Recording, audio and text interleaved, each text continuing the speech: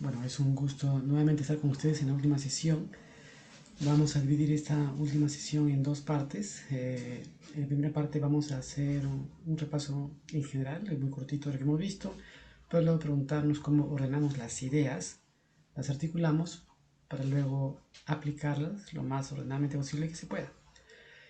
Y en la segunda parte de la clase vamos a escucharles cuáles son, digamos, las situaciones que ustedes tienen en mano, ustedes están viendo y por lo tanto espero que me lo puedan contar para que nosotros podamos aplicar lo aprendido a las situaciones que estamos afrontando, tanto de la parte teórica como de la parte de las historias bíblicas. ¿Por qué hemos visto historias bíblicas? Hemos visto historias bíblicas para introducir estos ciertos temas de salud, pero también para tener un recurso para contarle a los pacientes. Las narraciones de historia nos permiten motivar al consultante a que identifique de que lo que está viviendo no es la persona que lo vive, es la persona que lo viven. Las historias que hemos visto le permiten al consultante tener un lenguaje para hablar acerca de lo que está viviendo, identificarse con personajes, identificarse con relatos, con vivencias, y eso es sanador para el paciente porque le permite hacer una narración propia acerca de su vida, inspirándose en algunos relatos de bíblicos que hemos visto. Muy bien, entonces esta es nuestra última clase. Estoy muy agradecido por la oportunidad de Sociedad Bíblica de enseñarles el módulo de consejería, sanidad del trauma. Entonces, vamos a repasar en cortito la teoría y vamos a ver cómo organizamos las ideas para luego aplicarlas, ¿no? Entonces, vamos a ir rápidamente a eso, para eso vamos a compartir el PowerPoint. Esa última sesión se llama aplicación de aprendizajes. Entonces ustedes tienen el PowerPoint, ustedes lo pueden ver o lo tienen con ustedes. Y la pregunta clave aquí para empezar es cómo resolver las consecuencias de un trauma. ¿Cómo resolverlo? Entonces hemos visto tres enfoques en el curso conmigo: el enfoque cognitivo-conductual, el enfoque gestáltico y el enfoque sistémico. El enfoque cognitivo-conductual pone el énfasis en las creencias y en el cambio de las creencias irracionales, no saludables, por creencias saludables. El enfoque gestáltico pone el énfasis en la resolución de gestales pendientes, de diálogo pendiente, de trauma pendientes, y se usan muchos ejercicios de imaginación y de mindfulness. Y hemos visto el enfoque sistémico que pone el énfasis en cómo el sistema, sobre todo familiar, refuerza ciertas conductas dañinas en las personas, ¿no? Entonces, viendo nuestro Power, podemos ver que por un lado podemos identificar las creencias irracionales de la persona en base a las 11 delis que yo les he pasado la separata. Está colgado en el sistema para que ustedes lo bajen. Si no lo han bajado, bájenlo e imprímanlo.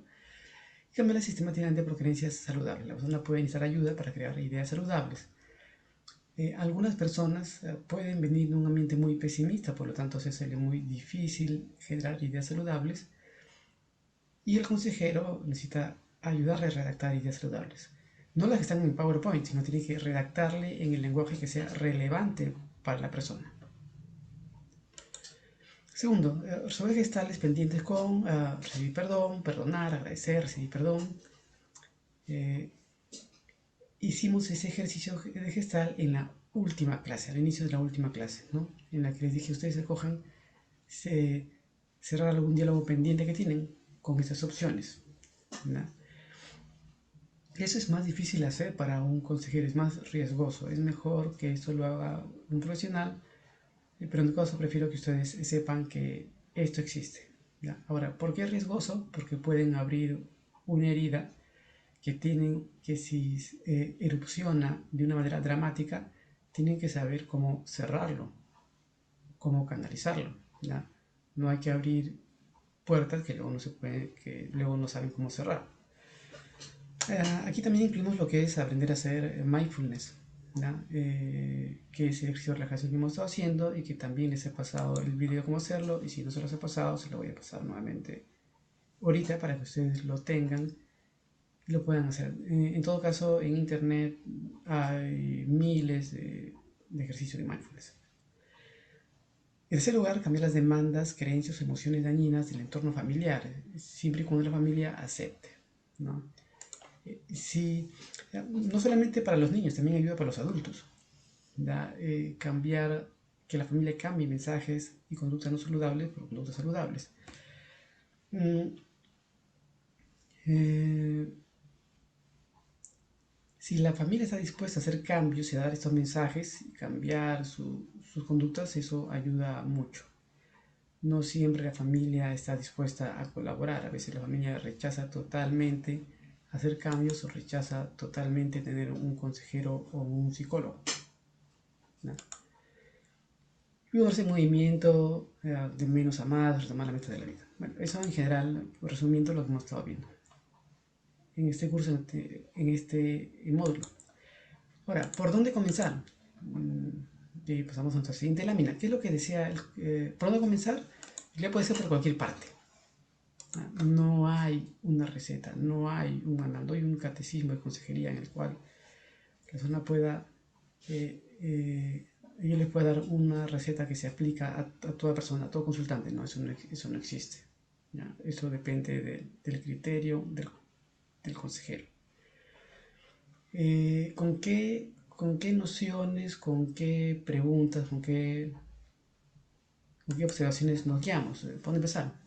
Número uno, la imagen que les estoy presentando, qué es lo que desea el consultante? ¿Qué está buscando en ti? ¿Quiere soluciones? ¿Quiere solo que le escuchen? ¿Quiere solo renegar? ¿Quiere solo quejarse? Hay que preguntarle, al final de lo que nos cuente, hay que preguntarle, ¿y qué es lo que deseas que yo haga? ¿En qué es lo que deseas que yo te apoye? ¿En qué te puedo servir? Entonces la persona puede decir, sí, quisiera que me des tu opinión, quisiera que me des un consejo, quisiera que me escuches, ¿verdad? Entonces, si solo quieres que le escuche, le escuchamos. Si quiere un consejo, le damos un consejo. Puede ser que la persona no sepa qué es lo que quiere y no hay problema, le escuchamos hasta el final lo que quiera decir. Claro, en unos 20, si es una persona que reniega mucho, en 10 minutos estamos agotados de escucharle, entonces hay necesidad en realidad de cortarle para decirle, ¿qué tal si nos enfocamos en la solución? ¿Ya? Y en general a la persona hay que, por su salud, animarle a buscar soluciones. No obligarle a tomar decisiones, pero sí animarle a orientarse hacia las soluciones. Porque lo que le va a ayudar finalmente es eso, ¿no? Orientarse hacia las soluciones. Hay personas que no saben hacerlo, personas que saben solo quejarse, solo renegar, solo apelar su rol de víctima. Entonces, es saludable animarlos a orientarse hacia soluciones, ¿no? Podemos decir, ¿qué tal si pensamos en soluciones? ¿Qué te parece? ¿No? La persona puede sorprenderse, eh, puede decir sí de frente, sí, claro, vamos a soluciones. O puede sorprenderse de que puede buscar soluciones, ¿no? No está acostumbrado a solo quejarse, pero en base a lo que tú le digas puede sorprenderse de que le digas, sí, puede buscar soluciones. Entonces, ¿por dónde empezamos? Primero hay que saber qué es lo que el consultante quiere. Eso es importante y hay que preguntárselo directamente si es que no lo dice directamente. Segundo punto, en su power. Por donde el paciente lo demande, lo acepte, lo necesite, lo demande. Algunos quieren llorar, otros quieren que lo escuchen, otros son muy racionales, muy rígidos, otros son muy sentimentales, otros tienen ideas suicidas, ¿no? Entonces, ¿por dónde comenzamos? Por donde la persona lo plantee. Cuando el paciente es muy racional y está muy tenso, yo comienzo por la relajación, por el ejercicio de mindfulness. Porque en realidad es muy difícil conversar y ayudarle a la persona a enfocarse en solución si está muy tenso. Si está muy tenso, no se puede hacer nada. Tiene que relajarse para poder empezar cualquier proceso, ¿no? Entonces, en nuestra sociedad estamos muy acostumbrados a pensar de que si analizamos se resuelven los problemas y eso es falso, es una mentira, ¿no? El fondo mismo tiene que relajarse. Es importante relajarse y para eso están los ejercicios de mindfulness. A veces hay que distraerlo de su preocupación y hay que cambiar el tema de conversación, preguntarle, y dime a qué te dedicas, qué trabajas, quiénes son tus padres, eh, cuáles son tus hobbies. Entonces hay que a veces distraerle en el tema de conversación porque está demasiado enfocado en sus quejas, en su lástima. A veces hay que sacarlo a caminar para distraerlo, ¿ya?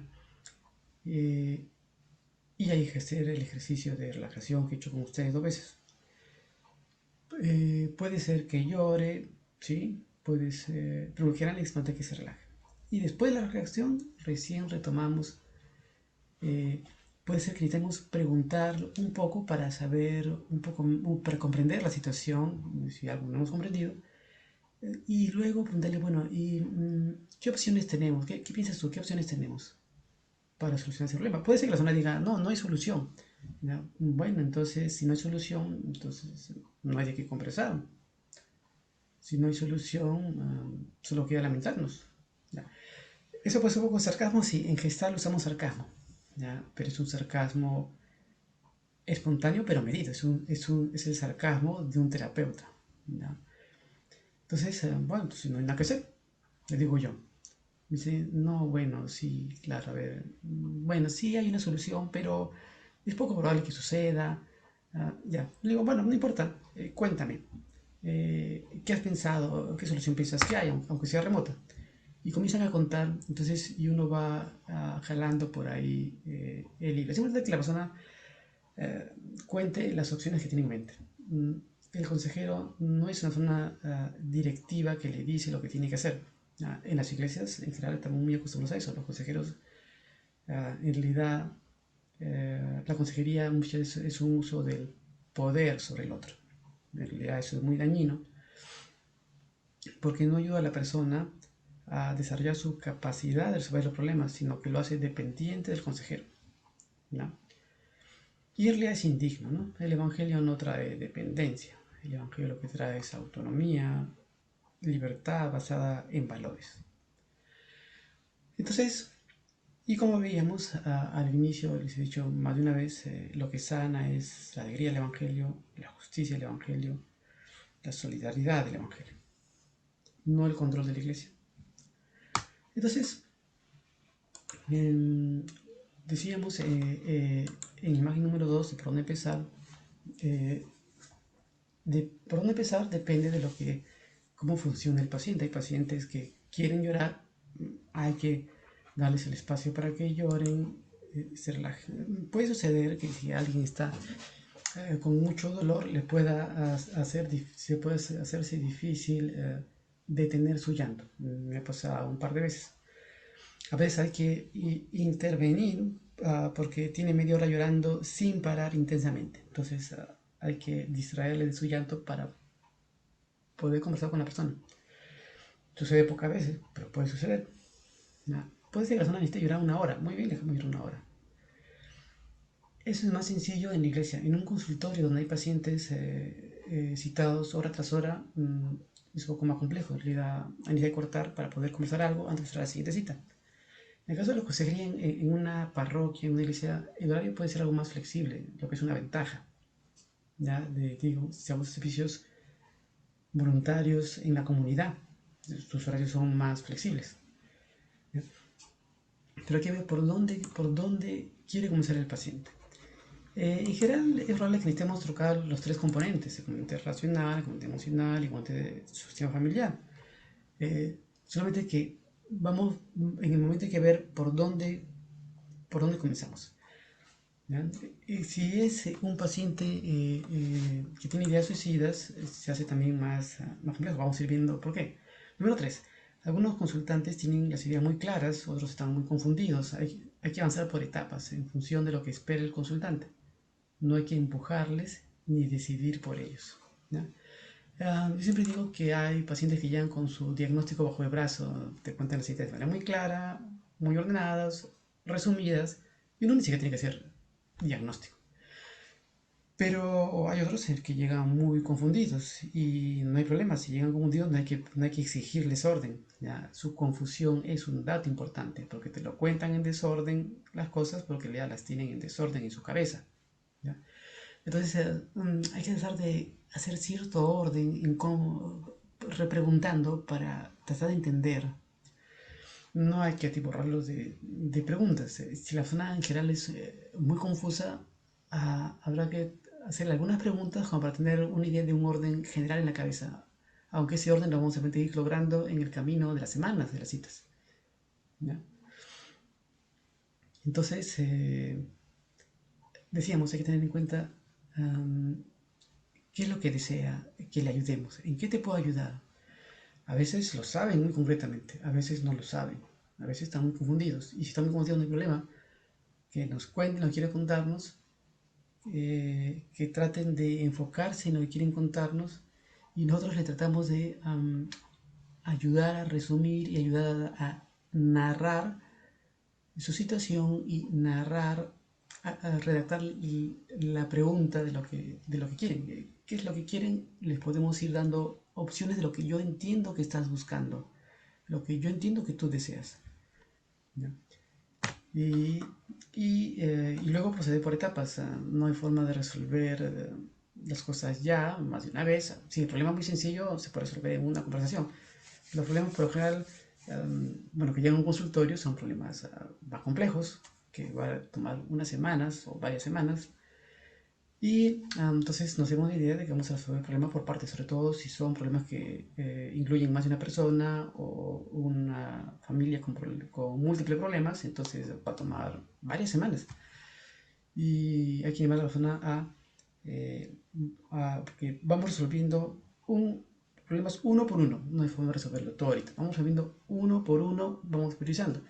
¿Cuál es el problema por el cual tú quisieras empezar a resolver? Ya, me has contado varios problemas y en realidad tiene varios problemas, pero ¿por dónde quieres comenzar tú?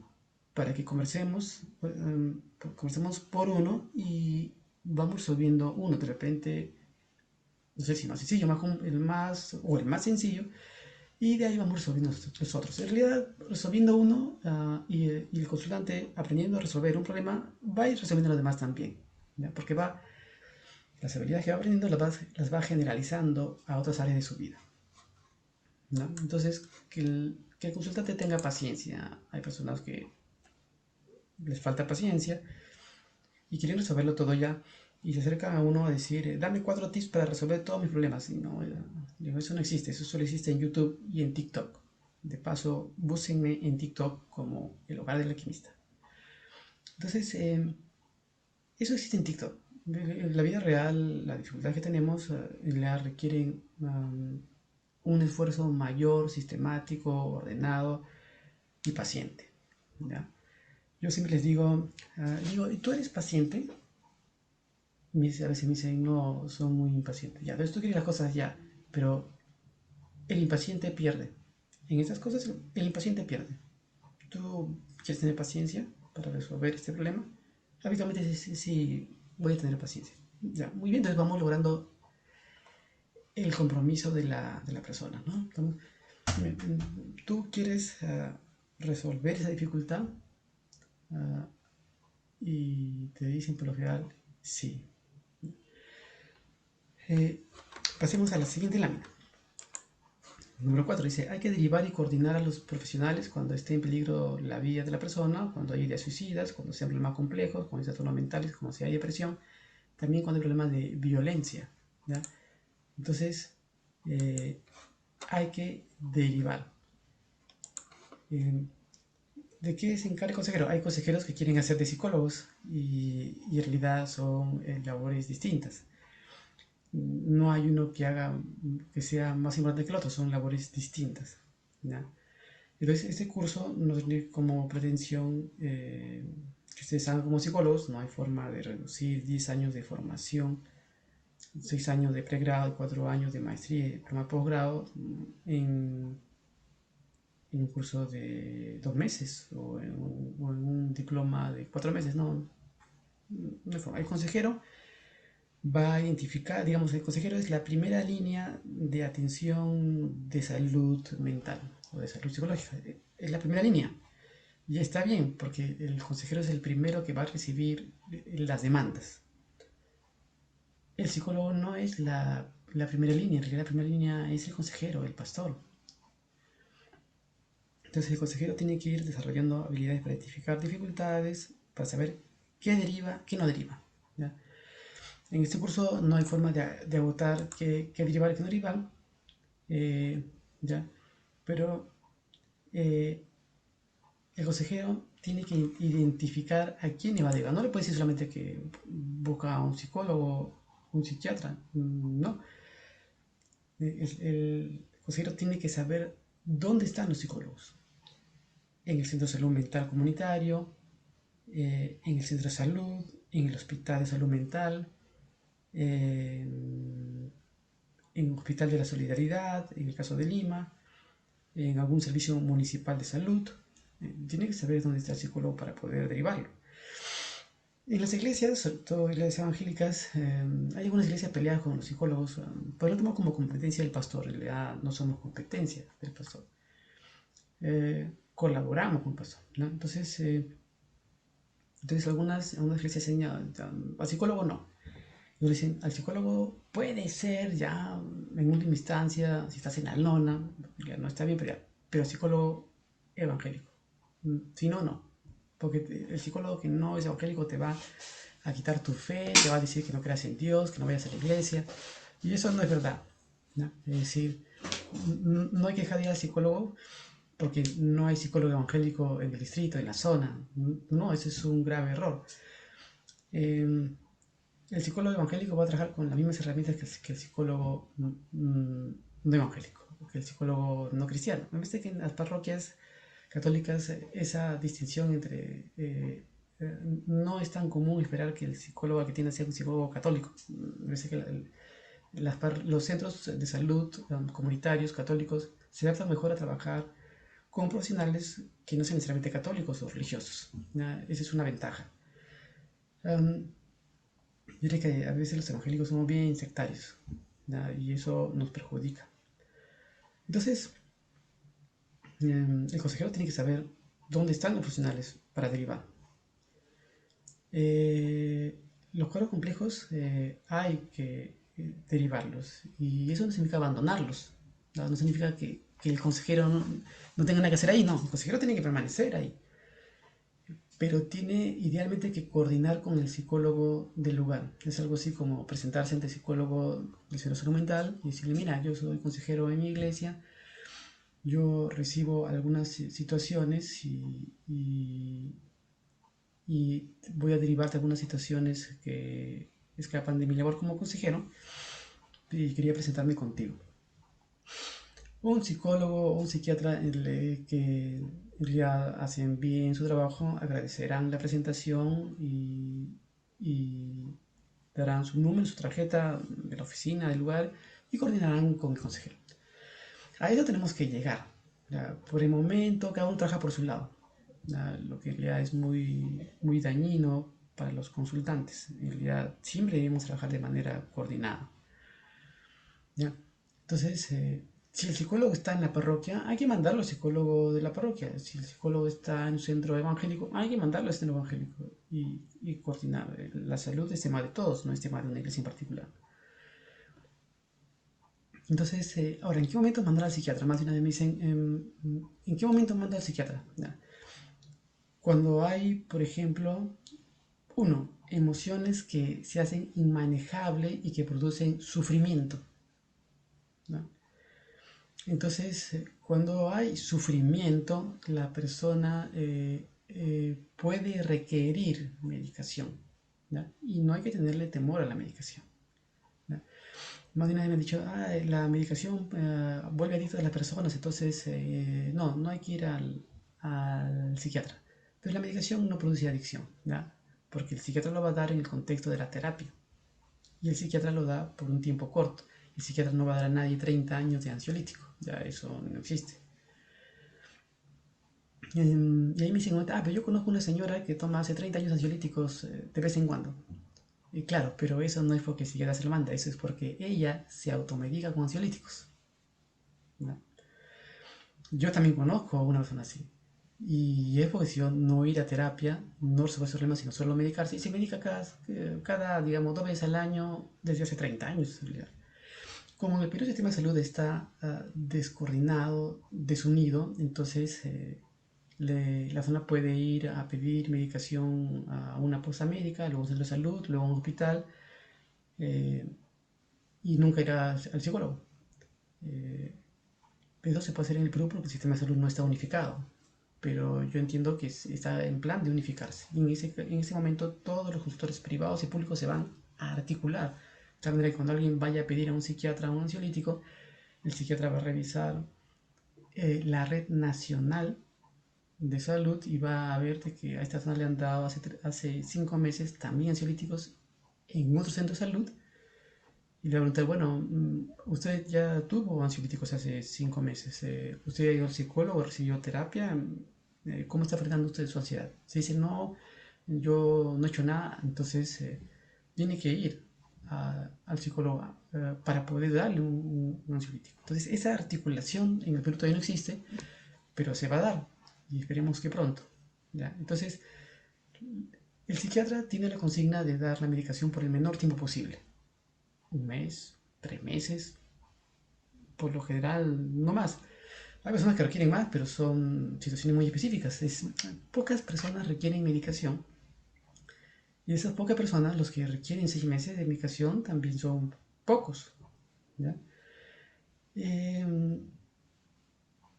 la medicación lo que va a hacer es reducir sobre todo los picos de sufrimiento, los picos angustiantes. ¿Ya? La medicación no va a hacer feliz a nadie y no va a resolver los problemas de pareja ni de nadie, ¿ya? Pero sí va a reducir los picos de sufrimiento, lo que está bien, ¿ya? Entonces, porque eso ayuda a que la terapia entre más rápido, la persona aprenda más rápido, ponemos en movimiento a la persona, desarrollamos optimismo, pues hacemos lo que hemos estado haciendo aquí, la persona desarrolla optimismo y se pone en movimiento, hace deporte, toma su vida social y conforme regresa a la cita con el psiquiatra, que será una vez al mes, una vez después de 3 meses, una vez después de 2 meses, el psiquiatra lo va a ver mejor al consultante, va a ver de que su fisonomía, le va a preguntar cómo estás, qué estás haciendo, y le dirá, bueno, sí, ya estoy retomando mi vida, me voy sintiendo mejor, voy a ser optimista, estoy resolviendo mis problemas, y le va reduciendo la dosis o le va a cortar la medicación. ¿Ya? Eh, estos medicamentos no es que por definición, por antonomasia, producen adicción, no. El psiquiatra está preparado para, eh, para dar medicación por plazos cortos, derivar al psicólogo para que la persona resuelva las dificultades que tiene con el apoyo de la medicación en los casos en que necesite, que ya no son muchos, y así se trabaja de manera coordinada. No hay que tenerle temor a la medicación. Algunos dicen, ya, yo tengo ideas suicidas y solo voy al psiquiatra. No, tiene que ir al psicólogo. ¿Ya? El psiquiatra le va a medicar, pero que le va a enseñar a transformar la forma en que afronta la vida y las dificultades de la vida es el psicólogo, no el psiquiatra. ¿Ya? Entonces, algunos que dicen, yo no quiero psicólogo, no quiero contar mi vida, yo solo quiero que me mediquen. ¿Ya? En realidad es una forma dañina de ver la vida, de ver las cosas, que no le va a ayudar. ¿Ya? Entonces, hay que saber dónde están los servicios de psiquiatría. Lamentablemente, en el Perú, conforme uno va saliendo de las grandes ciudades, los servicios de salud mental se reducen bastante, tanto psicológicos como psiquiátricos. ¿No? La medida número 5. Hay que trabajar en equipo, con el pastor, el psicólogo y el psiquiatra, si lo requiere, con objetivos compartidos y estrategias compartidas. En casos de violencia es necesario considerar la ley y la derivación del consultante, hombre, mujer o niño, a la Fiscalía de Familia, por ejemplo, o a la Fiscalía que corresponda, al Centro de Emergencia Mujer o a un hospital o un centro de salud. ¿Ya? No nos quedemos con los casos que requieren atención legal, o sea, no nos quedemos en manos con casos de violencia familiar, por ejemplo. hay que animar a la persona a que vaya a un centro de emergencia mujer. ¿Dónde está eso? Eso, bájese el directorio, está en internet, directorio Centro de Emergencia Mujer, y ahí revisan dónde está el centro de emergencia mujer más cercano. Allí tienen abogado, psicóloga, trabajadora social. Entonces le van a explicar la ley, le van a explicar los servicios con los que cuenta y en algunos casos les van a acompañar a deponer la denuncia. ¿Ya? Eso habría que pedirlo en el centro de emergencia mujer y les van a acompañar si pueden hacerlo, si tienen personal necesario. ¿Ya? Entonces, más de una vez las víctimas de violencia van de frente a la comisaría, pero en realidad es mejor que pasen a un centro de emergencia mujer, les expliquen. Si ya maneja el tema, va de frente a la comisaría. Si no conoce cuál es el proceso de una denuncia y qué hay que hacer con una denuncia, es mejor que vayan al centro de emergencia mujer, ahí les van a explicar lo que hay que hacer y después van a la comisaría y ponen la denuncia. ¿Ya? Entonces, no se queden en sus manos con los casos de violencia. Eso tiene implicancias legales. ¿Ya? Entonces, por eso es importante saber dónde están las instituciones públicas, las autoridades. ¿Ya? Ahora, los objetivos hay que coordinarlos con el pastor, con el consejero, con el psicólogo. ¿Ya? Eh, por ejemplo, en la iglesia donde yo sirvo, ahí coordinamos con el pastor, que él me dice, yo, ¿cómo puedo ayudarle a esta persona? El pastor me deriva a alguien, yo lo atiendo y le comento al pastor, ya, yo veo esto, veo aquello, y el pastor me dice, ya, ¿y yo qué puedo hacer para ayudar a esta persona? Entonces, ya yo le voy diciendo qué es lo que puede hacer él para reforzar los objetivos que tenemos para la terapia. ¿Ya? Y el consejero también tiene que saber qué cosa va a hacer él. ¿Ya? El consejero va a estar acompañando, llamando, motivando y con los mensajes que el psicólogo está desarrollando en la terapia. El psicólogo establece algunos objetivos a trabajar, algunos mensajes claves y algunos ejercicios claves y el consejero ahí puede apoyar. El consejero va a ver más seguido al consultante. El consejero le puede apoyar en los mensajes positivos que hay que coordinar. Va a apoyar en los ejercicios de relajación.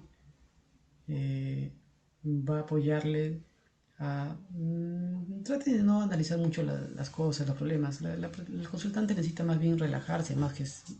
Ya tiene días, semanas, años analizando problemas, no necesita analizar más los problemas. Necesita aprender a ser feliz, aprender a soltar los problemas, no analizarlos más. ¿No? Necesita aprender a disfrutar, o sea, acompáñenlo a tomarse un café, a pasear, ir a la playa, a hacer deporte. Eso es importante, eso es central. Eso no lo hace el psicólogo, no se va a ir a la playa ni a montar bicicleta con el consultante. El consejero sí puede hacer eso. ¿Ya? Entonces, y esas son actividades centrales en una consulta. ¿Ya? El consejero está más cerca del trabajo de campo que el psicólogo. Entonces, que el consejero coordine con el psicólogo es una genialidad. Es muy bueno. ¿Ya? Es muy buena opción. ¿Ya? Entonces, decíamos en esta lámina, hay que trabajar en equipo. El pastor, el psicólogo, y si queda si lo requiere. Ahora, normalmente me preguntan, ¿y si el psiquiatra no es cristiano, no cree en Dios, es ateo? No hay problema, ¿ya? En realidad es irrelevante, porque la medicina no es cristiana, no es cristiana, es simplemente medicina. ¿Ya? Hay psiquiatras y psicólogos que se adaptan más a trabajar en equipo y algunos se adaptan más a trabajar con iglesias y otros no se adaptan tanto a trabajar con iglesias. ¿Ya? Pero igual tratemos de trabajar en equipo, tratemos de escucharnos, tratemos de comprender lo que apoya el otro y trabajar en red. ¿Ya? Así el psicólogo o el psiquiatra no sean cristianos en general o sean ateos militantes. No hay problema. ¿Ya? La cuestión es ser respetuoso de las visiones y respetuoso de los enfoques y las tareas de cada uno. Eso es suficiente. Y que cada uno quiera hacer su trabajo lo mejor posible. ¿Ya? Me preguntan, pero hay psiquiatras y psicólogos que le dicen a los creyentes de que no vayan a la iglesia o que no crean en Dios. ¿Ya? ¿Eso es factible? Sobre todo décadas atrás había cierta pelea entre el psicoanálisis y el cristianismo, ¿no? Cosa que se ha ido superando mucho. Además, como ustedes han visto en los enfoques que hemos trabajado en este módulo, no hemos hablado del enfoque psicoanalítico. Yo no tengo formación psicoanalítica, yo no soy psicoanalista, yo soy psicólogo. Em, pero además esas resquemores, reticencias entre psicología, psiquiatría y religión se han ido superando. Ahora, ¿puede haber algún psicólogo que recomiende al consultante que no vaya a la iglesia? Sí, puede ser. Yo también he recomendado a algunas personas que cambien de iglesia. ¿Por qué? En casos de que haya algunos síntomas psicóticos, es decir, que la persona oiga voces, se sienta perseguido o perseguida, y dice, Satanás me persigue, y continuamente interpreta de que le están haciendo daño, que le están persiguiendo, esos son potenciales síntomas psicóticos. Delirios de persecución. La persona no oye ni ve cosas, pero está convencida de que le quieren hacer daño, y eh, por eso se estresa mucho y se pelea con las personas. Y luego piensa de que Satanás, mismísima persona, le está molestando, le está incomodando, ¿no?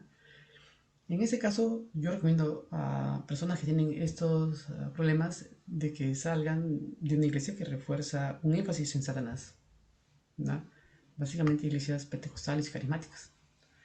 Y les pido que se vayan a una iglesia más racional, donde el énfasis en Satanás es menor. Puede ser una iglesia, en general, alguna iglesia bautista, aliancista. Claro, al consultante se le puede ser muy difícil y puede decir, no, pero es que esta iglesia es más espiritual que la otra no es espiritual. Pero el problema es que ciertas costumbres o ciertas creencias de las iglesias pueden reforzar trastornos y por eso mismo reforzar el sufrimiento de la persona. Ahora me dicen, pero ¿tú crees en el demonio? No. Lo importante no es si yo creo en el demonio, no. Lo importante es que si la persona ciertas creencias le están haciendo sufrir, la persona tiene que cambiarse de iglesia para reducir su sufrimiento. Así de sencillo. Entonces, lo importante no es si yo creo en Satanás o no.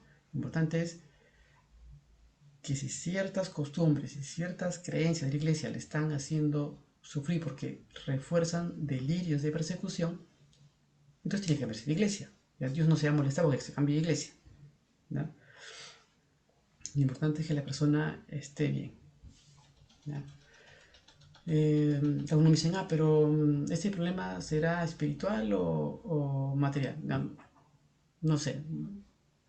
Pero si hay sufrimiento, entonces hay que ayudarle. Y si ciertas creencias le están haciendo sufrir, entonces hay que cambiar a otra iglesia que no tenga esa creencia. Así de sencillo, ¿no? A continuación, en la siguiente parte de la clase de hoy, vamos a hablar de algunos casos, de algunas situaciones que van a plantear ustedes y lo voy a plantear yo para aplicar lo que hemos estado viendo en esta sesión de hoy día. Una vez más, yo quiero agradecerles, ha sido muy grato conocerles a ustedes, conversar con ustedes, contarles lo que ustedes pueden hacer. Yo les he mencionado de que este no es un grupo terapéutico, es un diploma de consejería, ¿no? Un grupo terapéutico tiene otras características. Un grupo terapéutico todos deberían de hablar, todos deberían participar, y todos deberían tener la cámara prendida, porque es un grupo en el que todos van a participar. Y en un curso de consejeros, no, entonces por eso que la mayoría tiene la cámara apagada, no hay problema. Algunos de ustedes están aplicando esto que les estamos enseñando para su vida, y está bien, pero no ha sido un curso diseñado, al menos este módulo, para que ustedes lo apliquen para sí, sino más bien aplicando para otros. Yo he tratado de poner el énfasis en los aspectos prácticos y contándoles historias, porque al final lo que más se van a acordar son las historias. Entonces, yo les había dicho que ahora les iba a contar la historia de Alejandro, cómo ha ido avanzando. No cómo ha terminado, porque aún no termina, pero sí cómo ha ido avanzando. Les conté que la primera parte le había tenido síntomas psicóticos hace un poquito más de un año, hace poco más de un año. Él sentía que veía la vida como por una máscara. Su madre se cortaba el cabello y él en parte no la reconocía y estaba muy estresado, muy deprimido tratando de satisfacer las expectativas de su padre que quería que él estudiara una carrera de ciencias, pero él quería ser músico. Entonces, en la primera etapa ayudamos a cambiar las creencias irracionales porque es saludables, es decir, básicamente en su caso, uh, que no necesitaba satisfacer a las expectativas de su padre, que era importante que él diera importancia a su vocación, a lo que él quisiera hacer. En segundo lugar, era necesario que él se perdonase lo que él había hecho, que él consideraba inmoral, como ver pornografía, como participar de chats eróticos en internet, que, que él desea disparar mucho una sensación de culpa y por eso mucho estrés. Alejandro pertenece a un hogar católico conservador, practicante, entonces el tema moral era algo que le estresaba mucho. Y él arrastraba también un estrés que traía al colegio por el desorden de su vida académica en el colegio, en lo cual los padres nunca se han dado cuenta. Parece que eran padres que estaban ensimismados de su trabajo. Entonces, él dejó la universidad, aceptó seguir su vocación de músico y entonces ahí cambiamos las creencias irracionales, porque eran saludables. Reunía a los padres le dijeron, previamente con ellos, le dijeron, tú estudia lo que tú desees, nosotros te apoyamos. Y el padre dijo, tú no necesitas estudiar ciencias como yo, tú estudia lo que tú quieras. Y entonces el sistema familiar lo cambiamos para que apoyaran la vocación de Alejandro, ¿no? El sistema familiar previamente coordinado lo cambiamos para que lo apoyara. Entonces siguió reduciendo su estrés. Él, en un enfoque gestáltico, él se perdonó las conductas sexuales que consideraba graves y las redujo. Entonces todo eso fue ayudando a que redujera sus obsesiones de sus ideas sexuales, sus obsesiones sexuales. Entonces fue reduciendo ansiedad, fue reduciendo su depresión, se fue relacionando mejor con su familia. Miren, los tres enfoques que hemos mencionado. Entró a estudiar su carrera que él quería y estaba entusiasmado. Salió, comenzó a hacer vida social porque él estaba encerrado en casa. Una familia muy cerrada. Y la pandemia los había encerrado más de lo que ellos estaban aislados. Entonces, decidieron abrirse y a darle permiso para que salga a la calle, ¿no? Un cambio más en el sistema familiar. No muchas salidas, pero ya, no que estaba ya lejos, ya, pero sí salía todos los días a jugar fútbol, es una cosa muy novedosa. Pero en una segunda etapa, cuando él está en el instituto, él comienza a estresarse.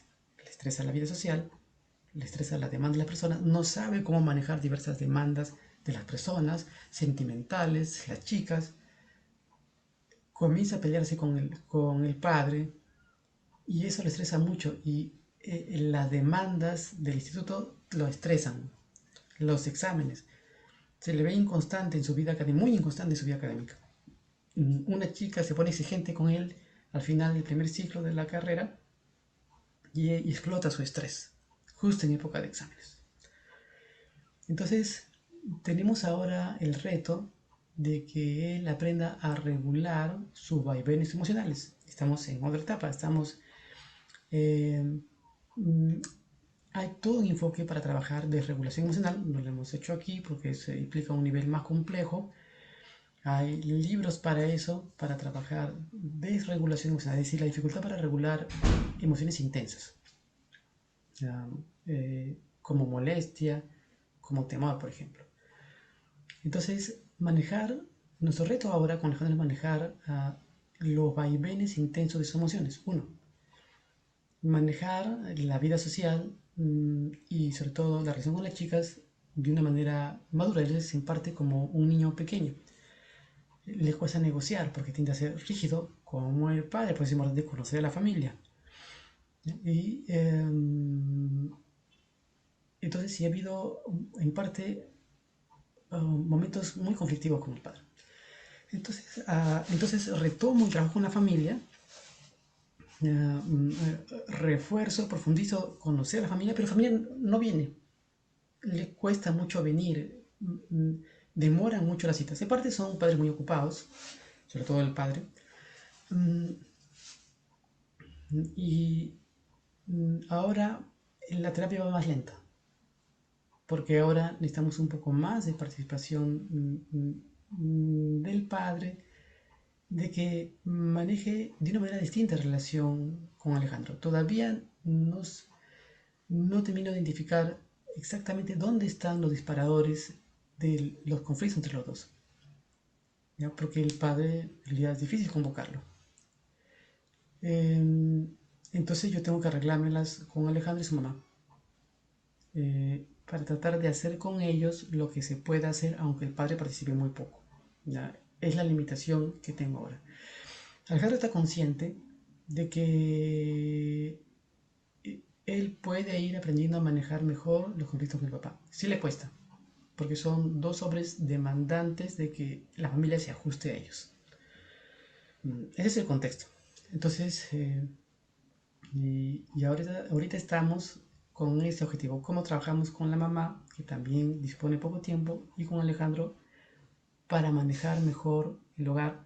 Uno, manejar mejor la vida social, que sí le cuesta, y manejar la desregulación emocional. Vamos a trabajar con estamos trabajando con un librito que se lo voy a mencionar ahorita. Este librito de aquí, Terapia Dialéctico-Conductual.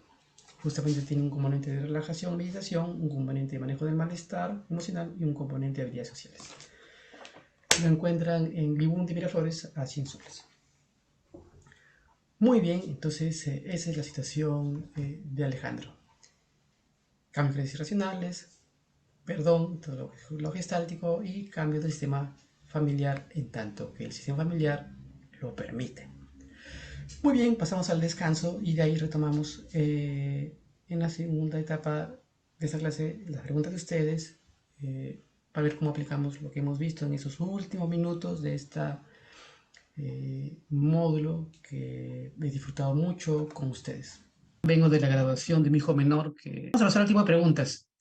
Eh, eh, y el tipo de preguntas y comentarios sobre lo que hemos visto en la primera hora. Muy bien, Nazario quiere estar lanzando la manita digital. A ver, Nazario, te escuchamos.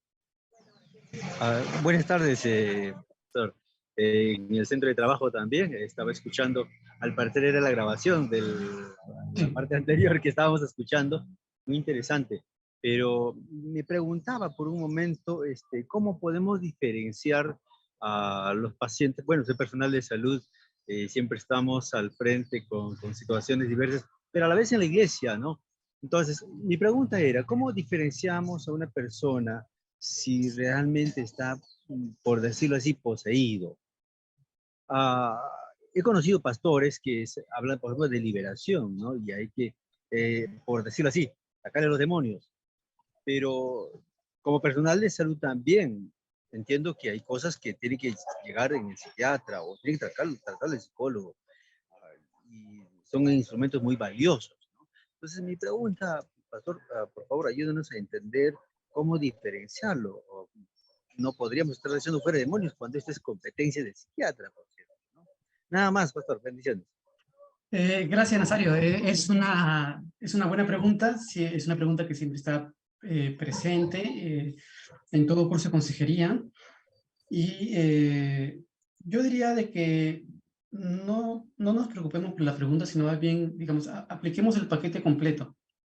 O sea, la persona, como la persona es una unidad, de todos somos una unidad, espíritu, alma, cuerpo, entonces lo que sucede en el espíritu afecta al resto, lo que sucede en el cuerpo afecta al resto. Es decir, personas que han tenido, por ejemplo, un traumatismo encefalocraniano, un fuerte golpe, algo que se ha atravesado por el cráneo y no ha sobrevivido, le puede cambiar la personalidad. Y eso muestra pues cómo el asiento de la personalidad al menos en parte, está en el cerebro y en el sistema neurológico, aparentemente de manera amplia, no solamente en el cerebro. Entonces, y eso físico influye en la personalidad, influye espiritual, ¿no? Personas, por ejemplo, creyentes muy correctos toda su vida, envejecen, desarrollan una demencia senil y comienzan a agarrarle los genitales del personal médico que los cuida o el personal que los cuida. Señora de 80 años comienza a agarrarle los testículos al joven que va a cuidarla. Entonces, ¿cómo interpretar eso? Lo que, no es que se alejó del Señor, ¿no? Lo que pasa es que el cerebro comienza a desestructurarse en parte y eso afecta a la personalidad. Entonces, si vemos alguna situación que lo asociamos con posición, de todas maneras que vaya al psicólogo, de todas maneras que vaya al psiquiatra y de todas maneras que se ore por la persona, ¿no? Hagamos las tres cosas. Pero sí, digamos, hay que tratar de coordinar con, digamos, a ver cómo se explico. Por ejemplo, si pensamos que es una posesión, yo diría de que no seamos nosotros los que decidamos qué cosa es. Porque si es una posesión, o sea, si uno fuera una posesión y le toca ir al psiquiatra, entonces decirle que no vaya y que vaya a la iglesia a que le hagan una liberación, un exorcismo, lo puede poner peor a la persona, la puede exacerbar sus síntomas psicóticos, ¿no? Entonces es un tema delicado. Yo diría que pase por los dos profesionales y por el pastor, que en realidad debería ser un profesional más de salud. Entonces, que pase, pues, porque la persona que tiene, si la persona tuviera algún problema de alguna influencia espiritual, también es de psicólogo. Y es probable que también es de psiquiatra, ¿no? Es probable. Y que la iglesia, si la persona es creyente, la iglesia ore por la persona también. Es decir, no son estrategias contradictorias, son estrategias complementarias. El problema está cuando pensamos de que solo una estrategia es la que debe tener el control. No, yo diría que ese es un error bastante dañino de comprensión de cómo funciona el ser humano, ¿no? O sea, no es que... sí, siempre tiene que ver mucho la guía del Espíritu Santo. Y siempre tiene que ver mucho. Y el Espíritu Santo obra a través del psicólogo, a través de la medicación y a través de las acciones, digamos, de espiritualidad. El Espíritu Santo no es que actúe a través de lo que hace la iglesia, no, el Espíritu Santo obra a través de todo, porque todo lo bueno, todo lo amable, todo lo de buen nombre viene de Dios.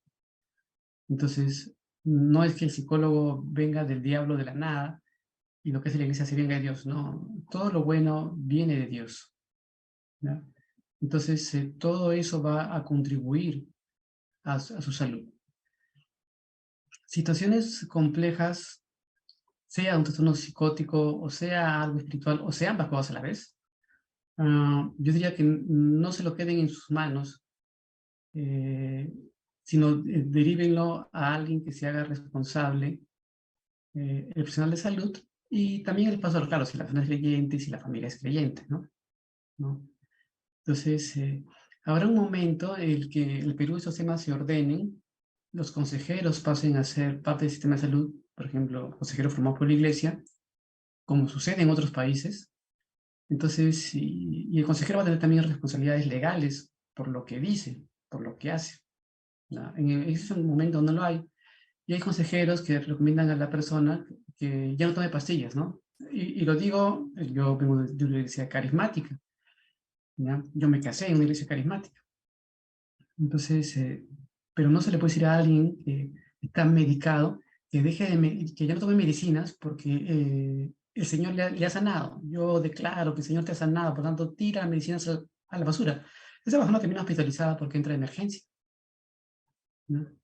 Entonces, yo diría que es una responsabilidad muy grande eh, mm, fruto de la ingenuidad y de nuestras visiones dicotómicas de la vida, en la que lo espiritual es una cosa y lo físico es otra cosa, y no, el ser humano es una unidad siempre, ¿no? Entonces, no hay que hacer la vez del psiquiatra.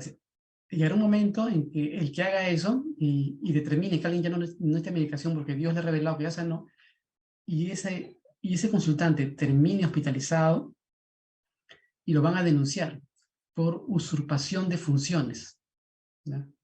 En el Perú todavía no hay denuncia de ese tipo. Alguna vez la llegará a haber. Y esa persona que usurpó funciones del psiquiatra se irá preso, ¿ya? En otros países donde más ordenados, el consejero es parte del sistema de salud, el pastor es parte del sistema de salud, y cada uno tiene sus funciones y sus responsabilidades frente a la ley. Porque ya estos temas sí son temas serios, ¿no? No son temas... Nosotros venimos de una tradición en que el consejo en la iglesia es una cosa así bien informal, ¿ya? Pero eso alguna vez se va a acabar. Y en segundo lugar, tenemos que ser conscientes de que lo que nosotros digamos, ustedes digan como consejeros, es una cosa que mucha gente lo toma en serio. Y por lo tanto, lo que ustedes digan puede traer vida o puede traer problemas, drama, ¿no?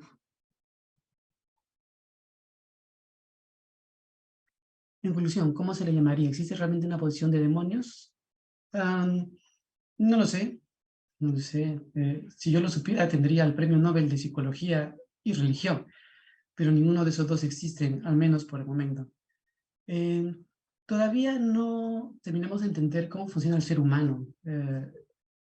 Todavía no terminamos de entender cómo funciona el ser humano. En realidad, cómo funciona la personalidad, qué es la espiritualidad, cómo el ser humano se relaciona y funciona dentro de su espiritualidad. Es una cosa que vamos avanzando. Ya hay un capítulo grande en psicología, líneas grandes de investigación en psicología y religión, psicología y espiritualidad. Ya hay bastante producido, mucho, básicamente en inglés. Eh, entonces hay concepciones del ser humano y de la personalidad más espirituales, sí lo hay. Eh, un poco más ligados a creencias orientales.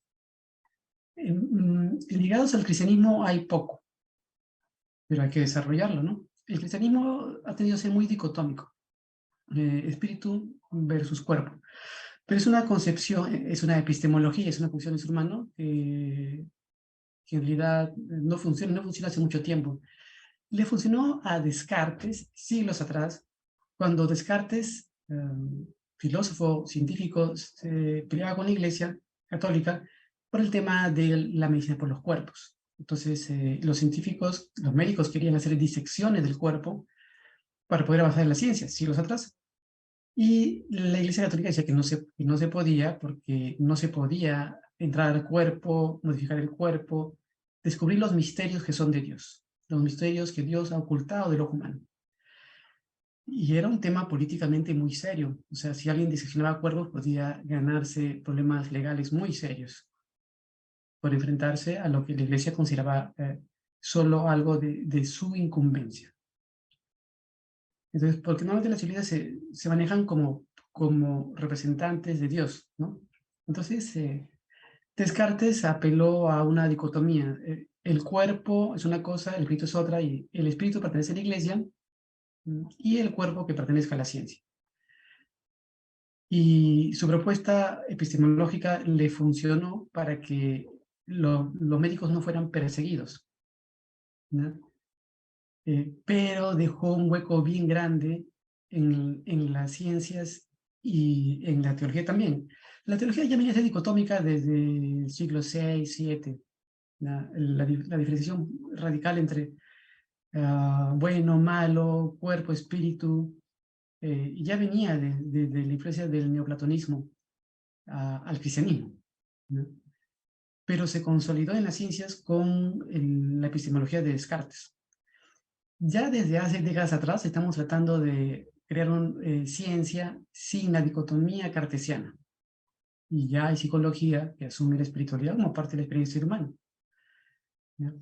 El cristianismo ha aportado poco a eso, pero tenemos que meternos a aportar, ¿no? Porque en realidad la espiritualidad no es una cosa distinta a la ciencia. O sea, la ciencia es una creación humana, la espiritualidad es una experiencia humana, ¿no?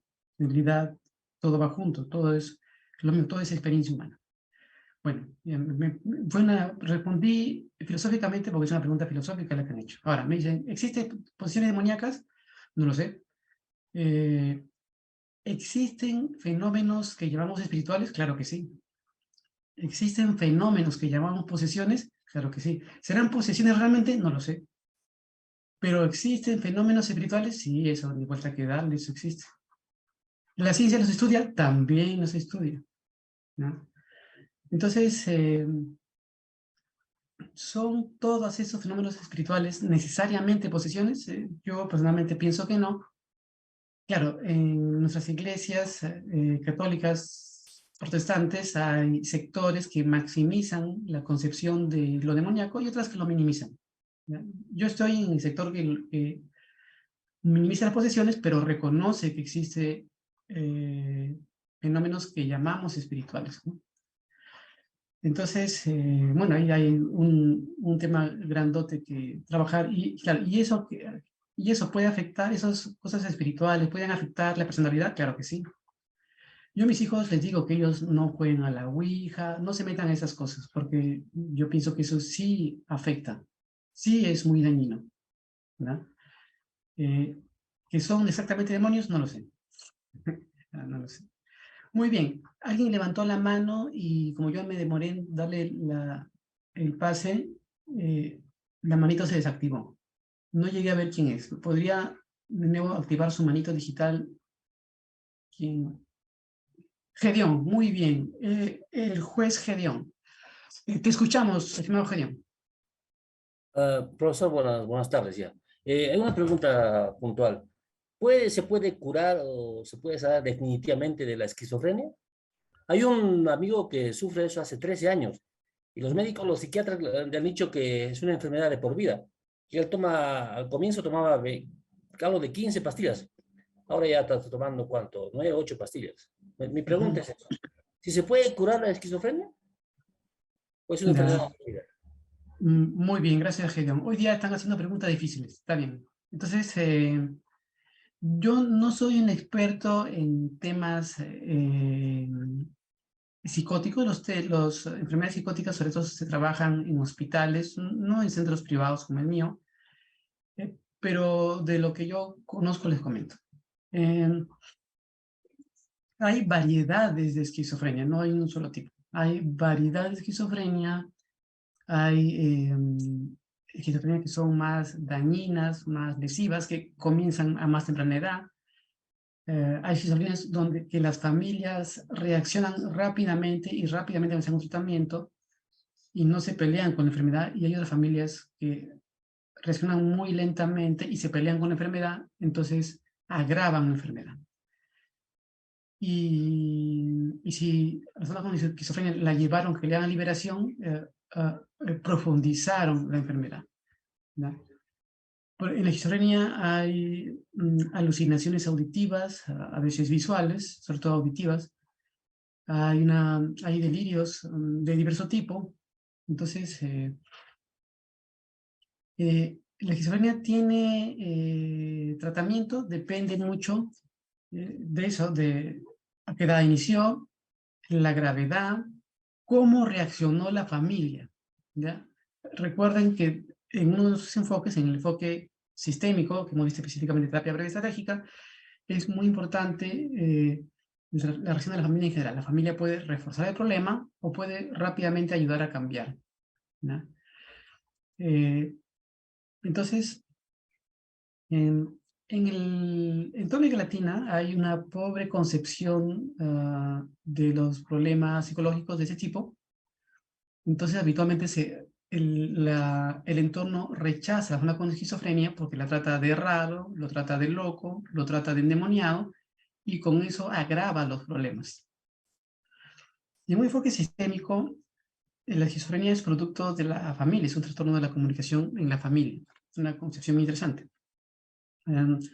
Yo hasta hace poco trataba la esquizofrenia como un problema neurológico que lo ve al hospital y se acabó.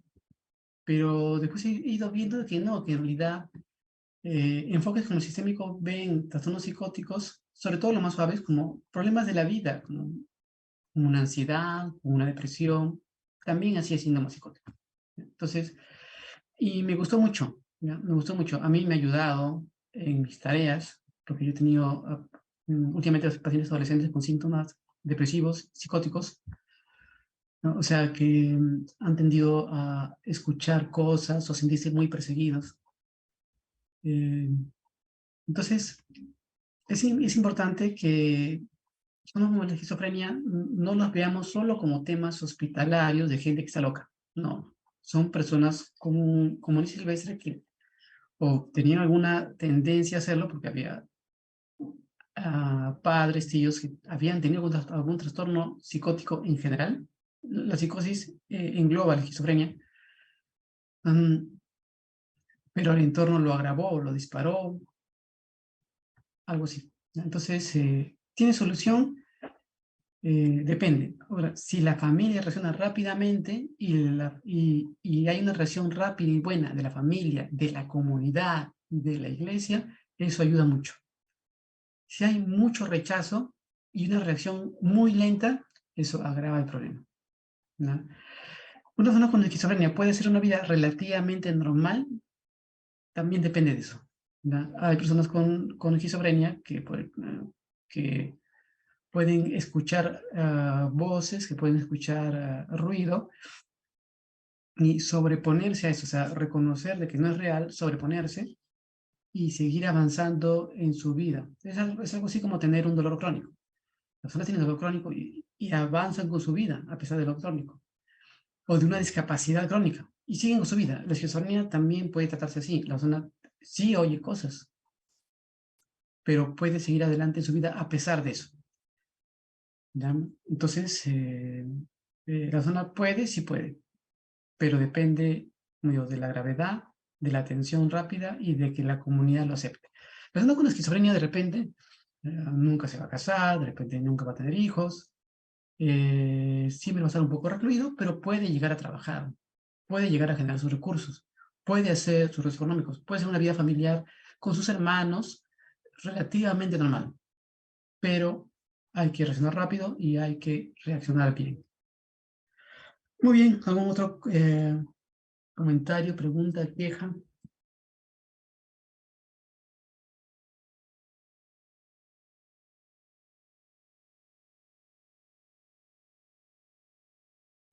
Yo, Carla, de Chile, ¿cómo se puede identificar? Me llamó la atención lo que usted dijo con referencia a que la esquizofrenia eran de diferentes tipos y cómo, bueno, aparte de un médico, yo puedo darme cuenta, detectar porque hay algún indicio de esquizofrenia. ¿Cuál sería ese Mira, reconocimiento? gracias, Carla, por la pregunta. Las esquizofrenias tienden a comenzar en la adolescencia, por ejemplo, a los 15 años, 14, 13, 15 años. Es muy poco probable que comience a los 30 años, 40 años, ¿no?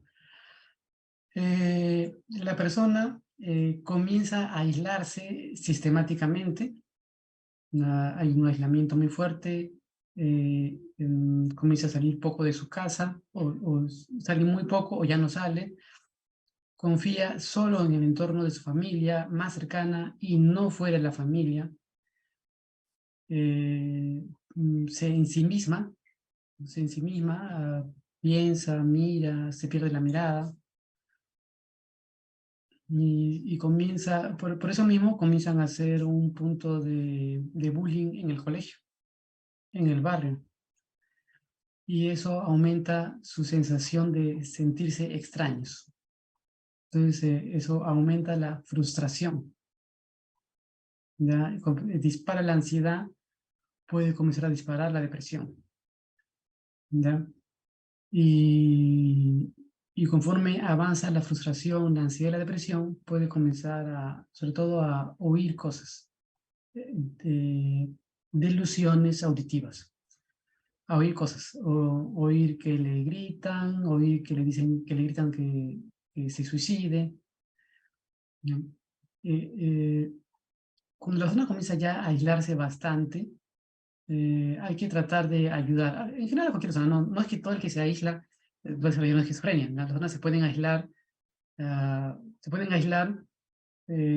por problemas de habilidades sociales, por bullying, por depresión, por rechazo del propio cuerpo. Eso sucede sobre todo mucho con adolescentes mujeres. Recuerden que en nuestra sociedad hay mucha exigencia al cuerpo de la mujer, que hay ciertas medidas, ¿ya? Entonces, hay mucho, las niñas, las adolescentes tienen mucha presión sobre su cuerpo para que sean de cierta medida. Entonces, la muy delgada se siente despreciada por flaca, la llenita y la gordita se sienten despreciadas por gordas, y eso dispara su ansiedad, dispara un conflicto con el cuerpo y con los alimentos, ¿no?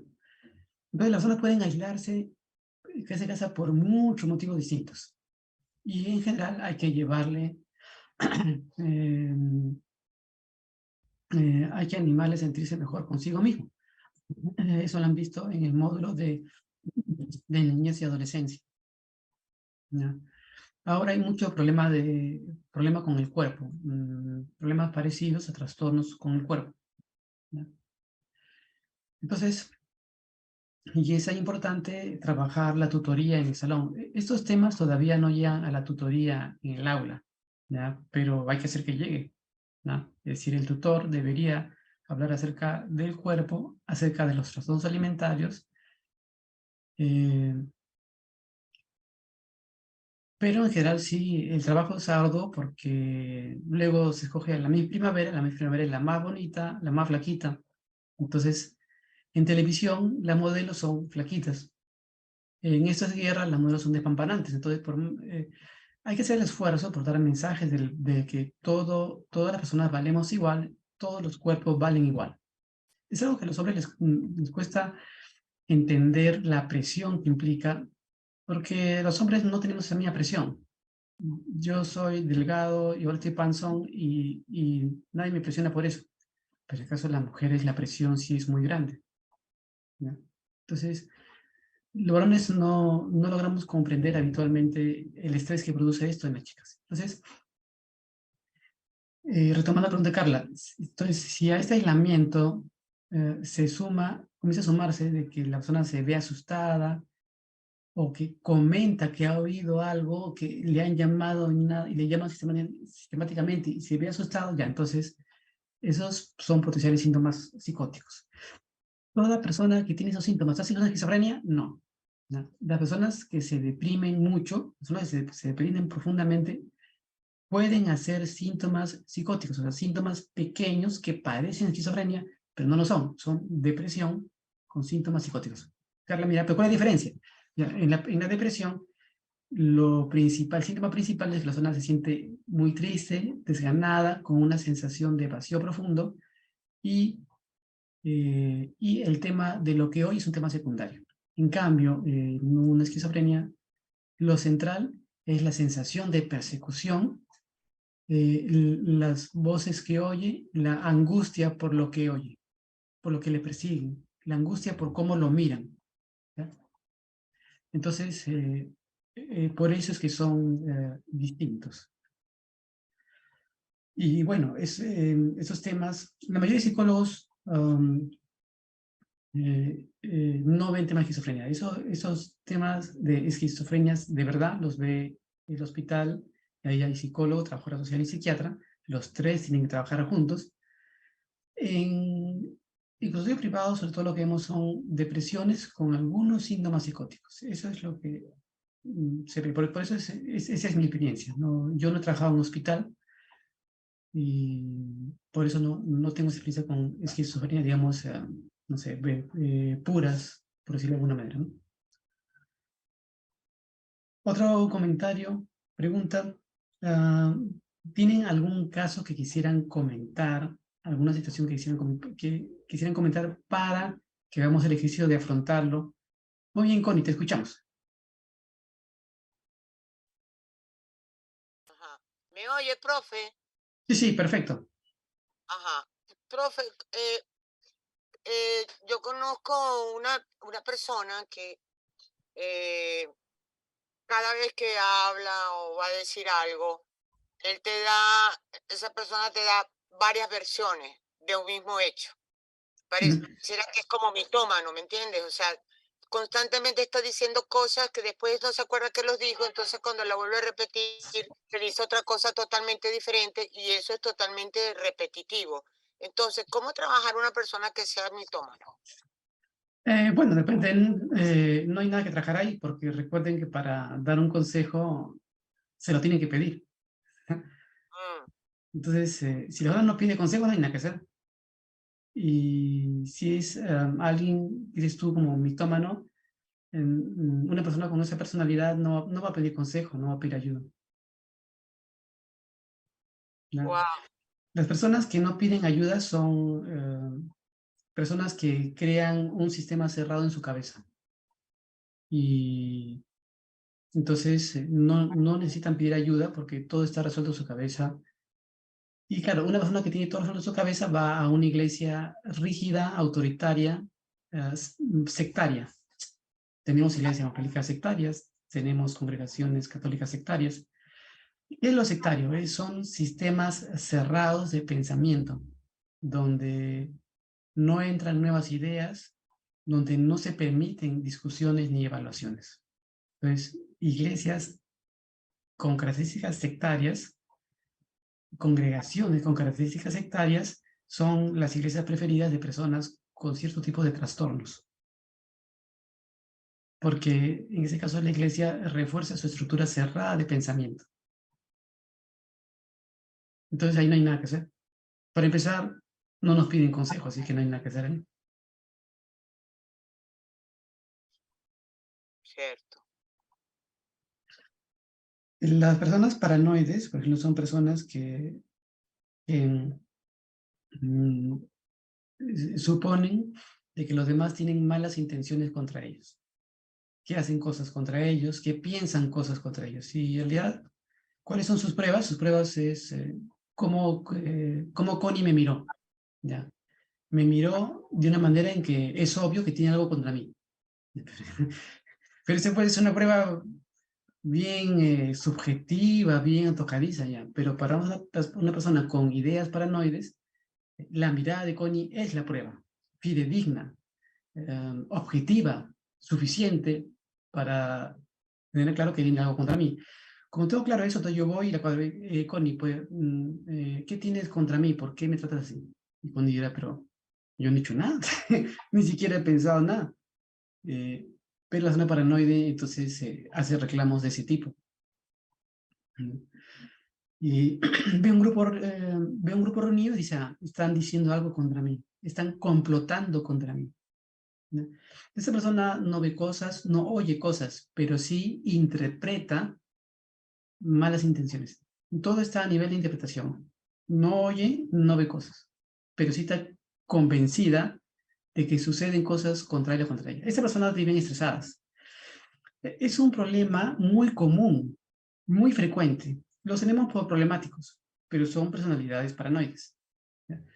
Por ejemplo, personalidades paranoides normalmente no van a consultorio.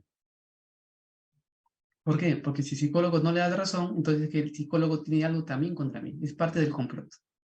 Entonces, les puede traer la fuerza porque la pareja les trae la fuerza, los hijos le traen a la fuerza al papá, a la mamá paranoide. Entonces,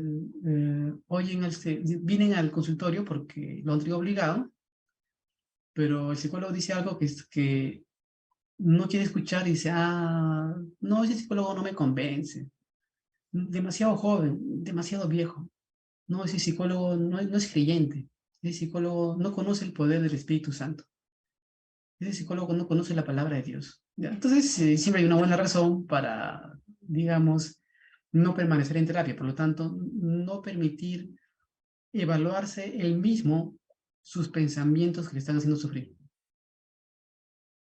Vive en una burbuja, en una cápsula. Entonces me preguntan, cuando, digamos, viene la pareja, trae a alguien paranoide y me dice, pero Mauricio, ¿qué cosa hago? Le digo, nada, no se puede hacer nada. O sea, la pareja es así. Entonces, eh, si acepta, máximo podría enseñársele algunas técnicas de relajación. y sugerirle que no interprete, que trate de no interpretar contra sí mismo. Pero la persona paranoide le cuesta. Para empezar, ni siquiera permanece en terapia. Entonces, bueno, ahí la pareja tiene que decidir si quiere seguir casado o no. Casado o casada. De repente puede decir que no. ¿No? Yo he visto divorcios, por ejemplo, un divorcio de un matrimonio evangélico, donde el esposo era paranoide. Le acusaba de infidelidad y le cambiaba la chapa de la puerta a la esposa. Ella tenía 30 años, creo, casi 40 años.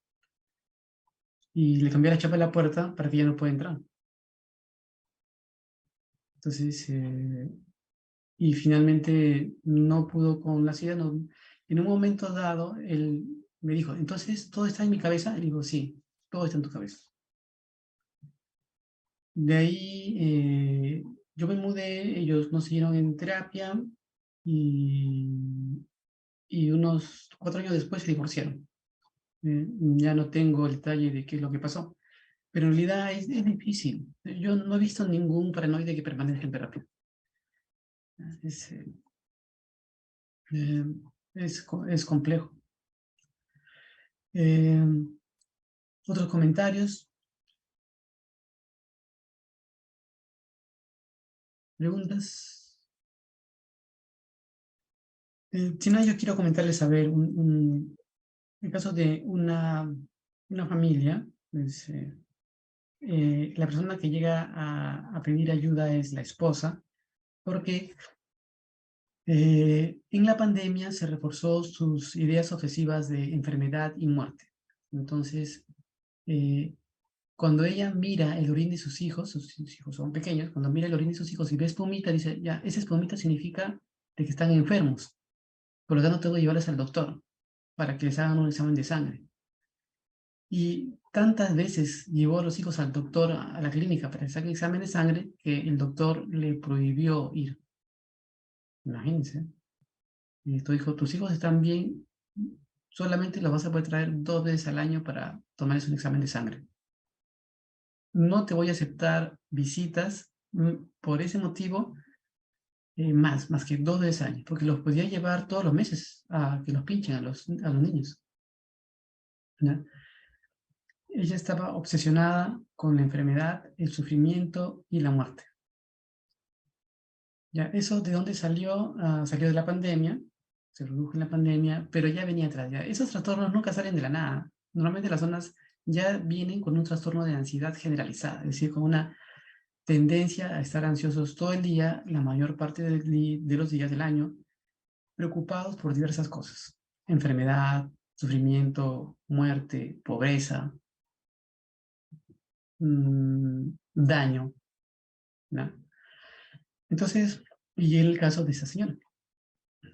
¿Cuál es el contexto? El contexto es un esposo sobreexigente, rígido, exigente, también un poco ansioso, pero muy rígido. Y ellos ya habían venido a terapia unos 3 años atrás, porque ella tenía mucha ansiedad, tenía síntomas de trastorno compulsivo, pues una ansiedad generalizada. Y tenía mucho conflicto entre los esposos, porque él era muy exigente y ella era muy dependiente de él. Entonces, ella no lograba las expectativas de la exigencia de él, como cocinaba, como tenía los niños. Entonces, ella disparaba más su ansiedad y él se molestaba más. Se logró reducir las expectativas del esposo. Miren, como siempre, importante la familia, ¿ya? La familia. La familia puede reforzar cosas buenas y también refuerza las cosas malas. Entonces, el esposo redujo sus expectativas. El esposo decía, pero, o sea, no es que yo espere mucho, lo que es que mi mamá era así, y yo espero que mi mamá daba su vida por los hijos. Entonces, mi esposa también tiene que dar su vida por mis hijos. Entonces, él no negociaba con la esposa, en realidad él negociaba con su mamá. Él no veía a su esposa, él veía a su mamá. Entonces, en la primera etapa, El esposo redujo sus expectativas, también tendió a relajarse él sobre sus expectativas sobre sí mismo. La señora también logró reducir sus síntomas de ansiedad generalizada.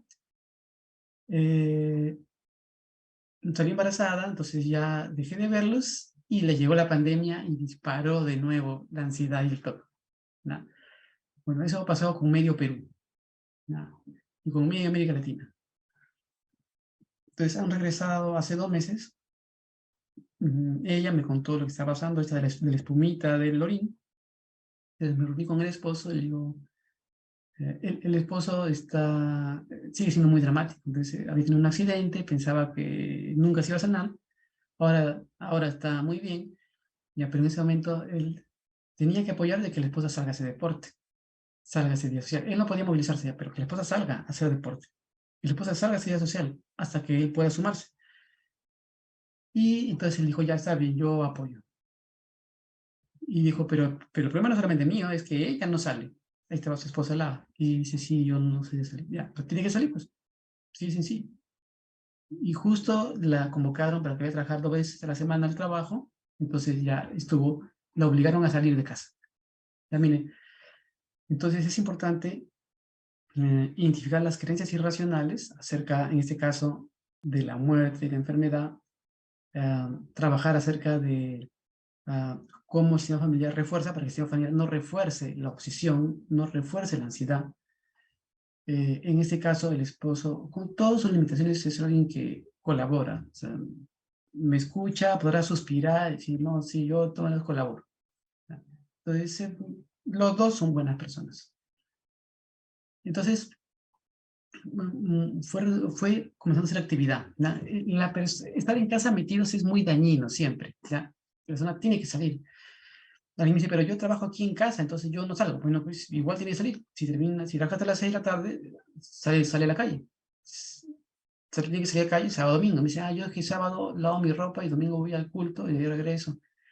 Pero tiene que salir a hacer alguna otra cosa, ¿no? Si no, no va a sanar. Yo le digo a las personas, mira, tú vas a estar conmigo 30 años de terapia, pero no vas a sanar si no sales a hacer deporte, a hacer playa y a hacer vida social. No estás sanando, ¿no? Entonces yo no te voy a vender cebolla culebra. La terapia no te va a funcionar si no sales a hacer vida social y a hacer deporte. Me dicen, ya, Mauricio, entonces sí, me voy a programar, me voy a disponer para hacerlo. Entonces, entonces, miren, hemos hablado de las creencias racionales, el trabajar con la familia y falta el hecho lo gestáltico, de trabajar con imaginación los hechos traumáticos del pasado. ¿Qué le ha pasado? ¿Por qué tiene tanto temor? Pedí hablar, bueno, su familia ha tenido una hermana enferma que se enfermó 2 veces cerca del cumpleaños de la paciente, la paciente identificada. El esposo también debería tener terapia, pero ya, la paciente identificada es la esposa. Y entonces,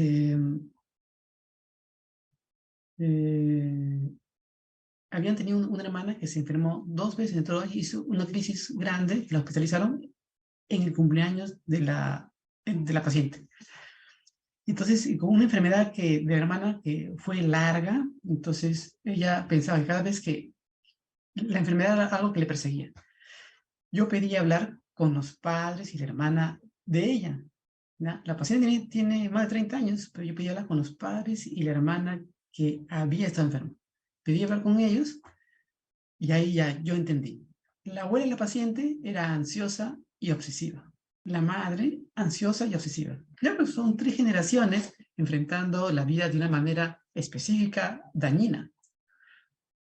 Y entonces le expliqué a los padres cómo tratarle a ella, cómo funciona el TOC, ¿no? El TOC no funciona porque se le controla. El TOC se va porque se le arrima.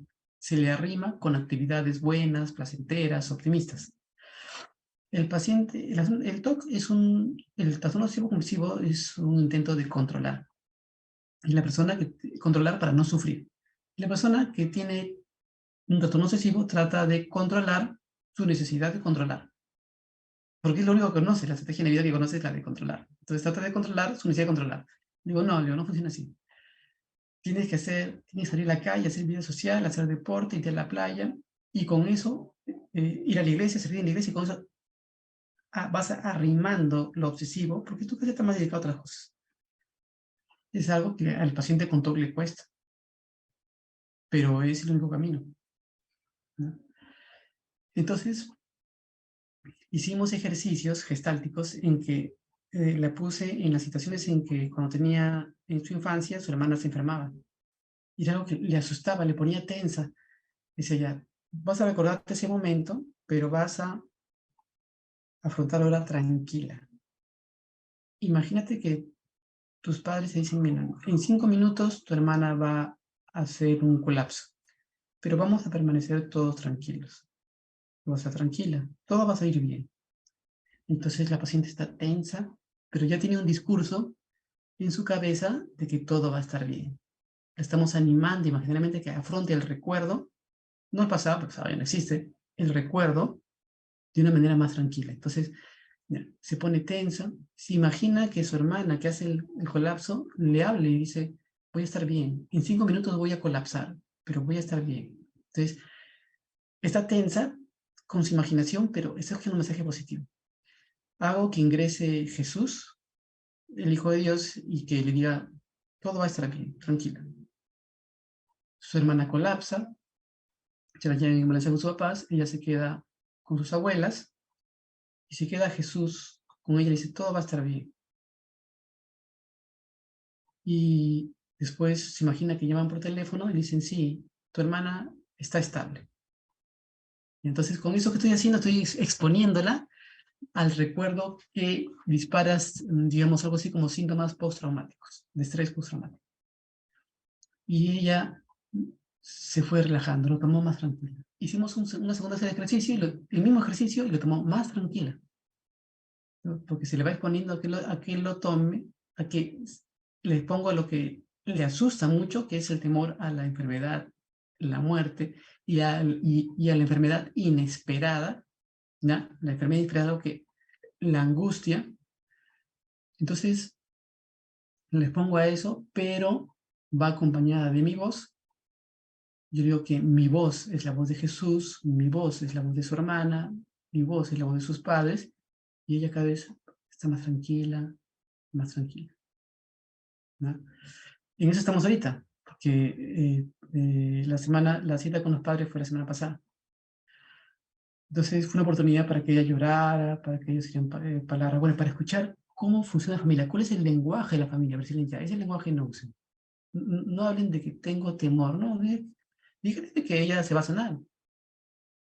No se va a sanar totalmente, porque para empezar nadie está saludable totalmente, y en segundo lugar porque si son 3 generaciones de mujeres con trastorno de ansiedad generalizada y trastorno obsesivo compulsivo, significa que el obsesivo le va a regresar cada cierto tiempo, pero va a aprender a identificar cuando los síntomas comienzan a regresar para ella reaccionar rápidamente y me den una llamada por teléfono rápidamente para darle solución, ¿no?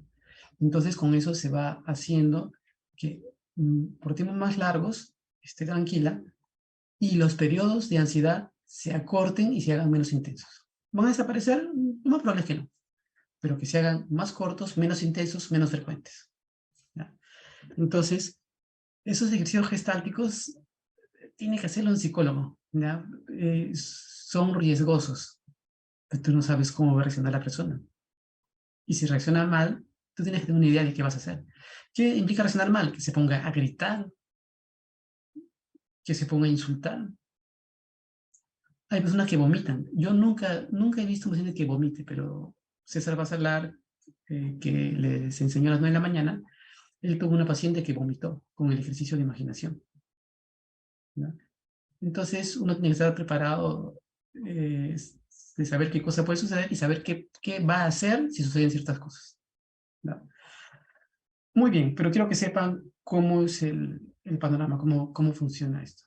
Podemos finalmente no tener técnica, no tener suficiente experiencia, podemos tener situaciones difíciles que atender, pero yo les comentaba, lo que al final sana del Evangelio es la alegría, la justicia y la solidaridad del Evangelio.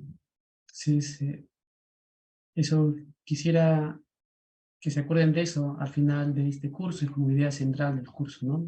El optimismo. El optimismo que no es un optimismo de final de película hollywoodense, donde todo termina bien. No, no, no. O sea, el optimismo a veces puede ser acompañar a alguien que está sufriendo hasta el final, ¿no? De su vida. Eso también es optimismo. Recuérdense de Marcos capítulo 13. Eli, lema sabactani, ¿no? Dios mío, ¿dónde te has... ¿Por qué me has abandonado? Un texto escrito inmediatamente después de la guerra, en el año 70, o durante la guerra. La compañía de Dios siempre está presente. A veces las cosas se arreglan, a veces no. Pero Dios siempre está presente. Y lo que nosotros hacemos es la compañía de Dios, ¿no? Nuestro abrazo es el abrazo de Dios. Muchas gracias, ha sido un honor estar con ustedes, conocerlos, trabajar con ustedes. Sigan el Facebook de mi consultorio, se llama El Hogar del Alquimista. Pueden seguirme en Facebook. Yo estoy ahí con mi nombre completo, Mauricio Rodolfo Calderón Carranza. Tienen mi número de WhatsApp en los PowerPoints, así que sigamos en contacto y nos vemos el martes en la graduación.